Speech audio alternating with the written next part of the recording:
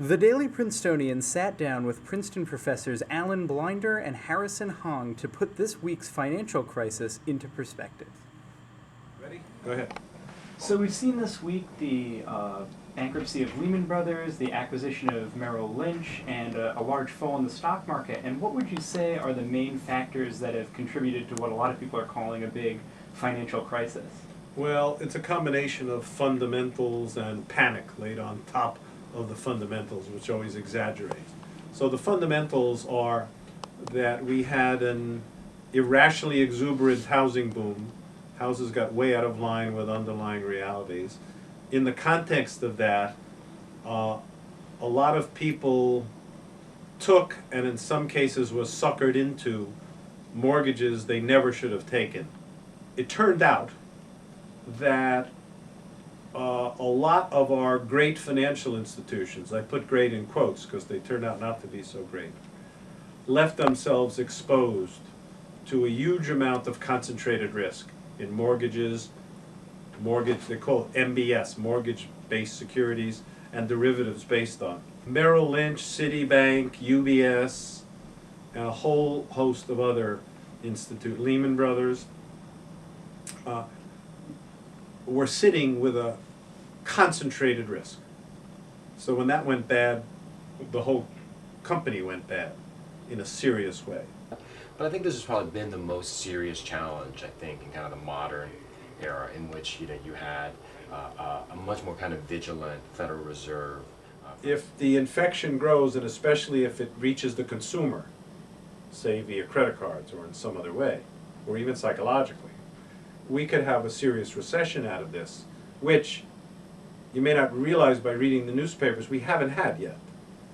GDP fell only in one quarter, the last quarter of last year, by a minuscule amount. And in the second quarter of this year, the last one for which we have data, it grew strongly, 3.3%. So we're nowhere close to actually having had already a recession, but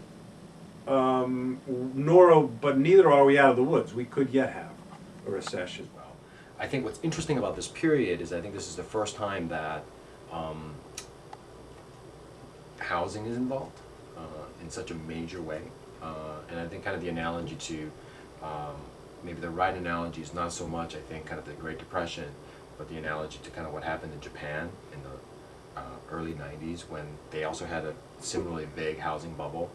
And that kind of unwound, and the events are playing out themselves in a very similar way, in the sense that kind of every day feels like Groundhog Day for the investors and for market participants, because I think we're very used to very quick crashes and quick recoveries, whereas housing itself is inherently a very slow-moving animal. It's like sort of a slow-moving crash, and every day kind of everybody wakes up and thinks this is over because it's been a year, it's like almost a one-year anniversary, and it's still continuing.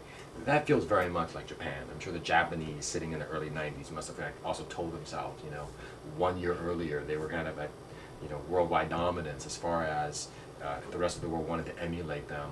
And then basically over the next decade, the 90s was just a really abysmal time for the economy. And what would you suggest as a solution to this crisis, if there is one? Well, first of all, it's going to involve both the public and the private sector, I believe. Secondly, in the time frame you just asked, in the coming weeks,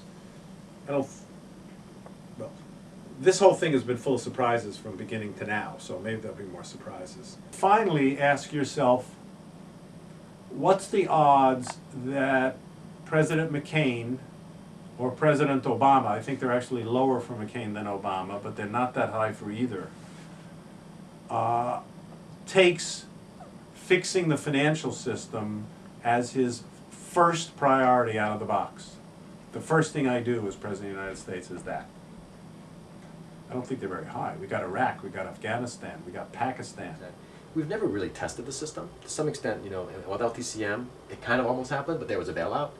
But with Bear Stearns, it kind of happened, and then there was a bailout again, right? Savings and loan, kind of a similar thing. There's always been kind of a lot of fiscalization. This is a very interesting move on the part of Paulson to some degree to basically say, we think we kind of know what's going on, let's see how the system handles it. If you don't see massive panics and no fire sales, I think that's a victory. So.